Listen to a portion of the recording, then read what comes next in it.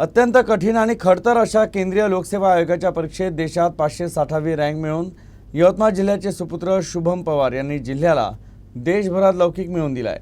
त्यांच्या यशाने जिल्ह्यातील तरुणांना स्पर्धा परीक्षेतील यशाची प्रेरणा मिळाली आहे, असं कौतुकोद्गार राज्याचे मंत्री आणि जिल्ह्याचे पालकमंत्री संजय राठोड यांनी काढले। त्यांनी शुभमच्या घरी जाऊन त्यांचा सत्कार केला। शुभम पवार यांच्या या यशाबद्दल जिल्ह्याचे पालकमंत्री संजय राठोड यांनी महागाव येथील त्यांच्या घरी जाऊन त्यांचा सत्कार केला। यूपीएससी परीक्षेच्या नुकत्याच लागलेल्या निकालात शुभम पवार यांनी देशात 560वी रँक मिळवली। अतिशय खडतर समजल्या जाणाऱ्या या परीक्षेत यश मिळवून शुभम यांनी परीक्षेची तयारी करणाऱ्या हजारो परीक्षार्थींना प्रोत्साहन दिले आणि त्यांच्या समोर आदर्श निर्माण केलाय।